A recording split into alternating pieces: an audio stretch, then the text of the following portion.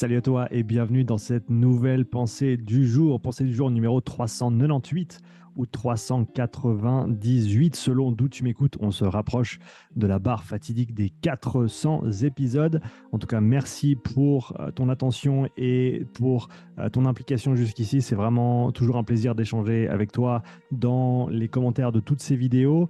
Avant d'attaquer cette pensée du jour sur le protocole Wim Hof et la fatigue potentielle que ces différentes pratiques peuvent engendrer, j'ai deux petites choses dont je voudrais te faire part. Numéro 1, on a le programme d'introduction à la course à pied, collaboration avec Max Walt de On Track Swiss, qui va paraître la semaine prochaine.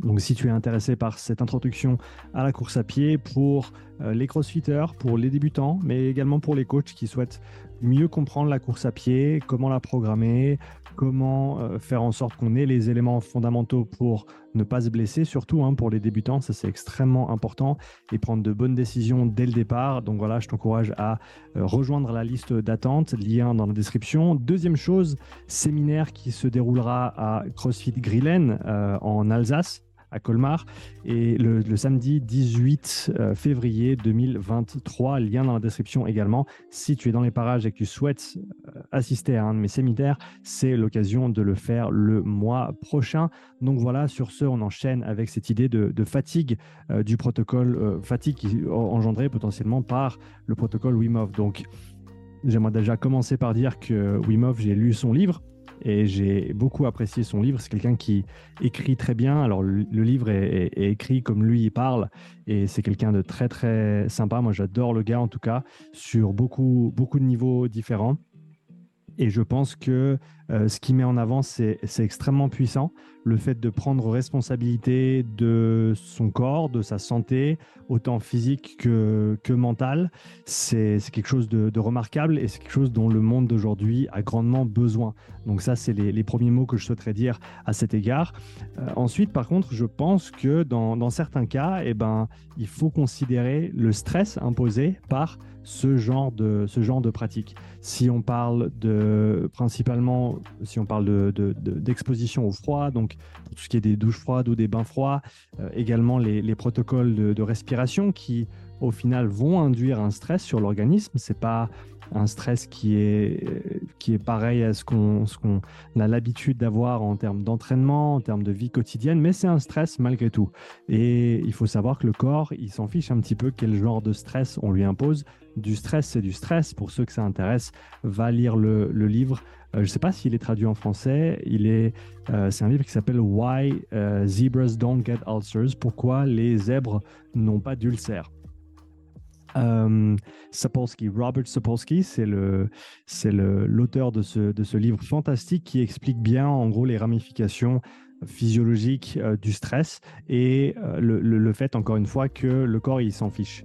Du stress, c'est du stress, que ce soit dans ta tête ou que ce soit physique ou que ce soit biochimique, si on parle de CO2, d'oxygène et d'autres composantes comme celle-ci.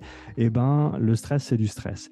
Et j'ai eu des retours intéressants. Alors, la majorité des gens à qui j'ai parlé de ces choses-là ont eu des retours extrêmement positifs, mais j'ai eu un retour ou deux avec certaines personnes qui ont suivi les protocoles Wim Hof, notamment pour tout ce qui est de la confrontation au froid et les protocoles respiratoires également, avec l'hyperventilation contrôlée suivie de ces rétentions longues, et qui m'ont dit que au final, pour eux, c'était trop en fait. Ça les fatiguait vraiment de faire ces exercices-là.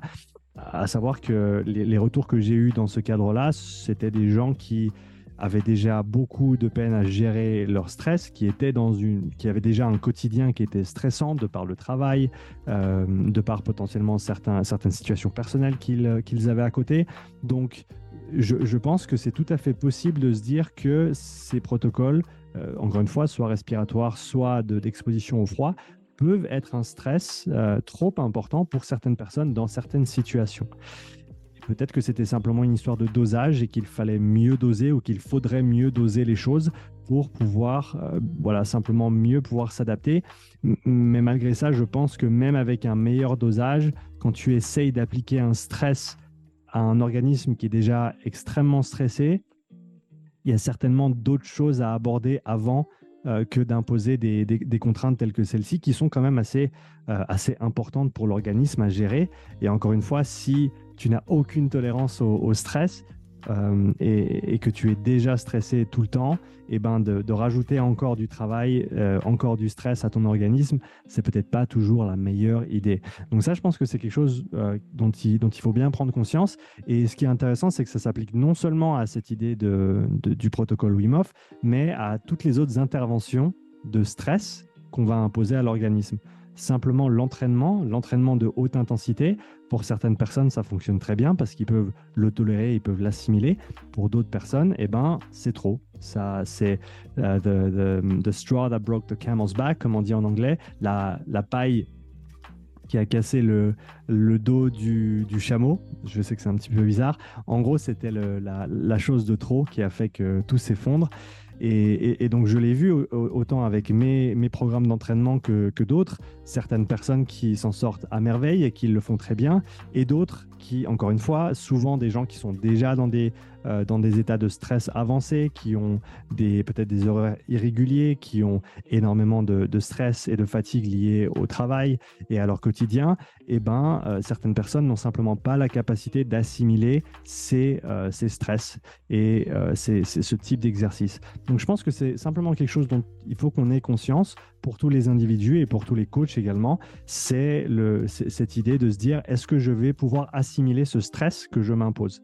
Si oui, tant mieux. Sinon, qu'est-ce qu'on peut faire pour que l'organisme soit prêt à accepter ces contraintes et à les assimiler et à générer des adaptations qui seront positives. Donc voilà, si tu as des questions à ce sujet-là ou si tu as des remarques par rapport à cette pensée du jour, je t'encourage comme toujours à me laisser un commentaire. Si tu n'es pas encore abonné à la chaîne, abonne-toi parce que, comme je le dis souvent, c'est gratuit et tu peux toujours changer d'avis. Les liens pour le programme de course à pied ainsi que le séminaire à Grillen le 18 février dans la description. Et sur ce, je te souhaite une belle journée et je te dis à bientôt pour la nouvelle pensée du jour. Salut!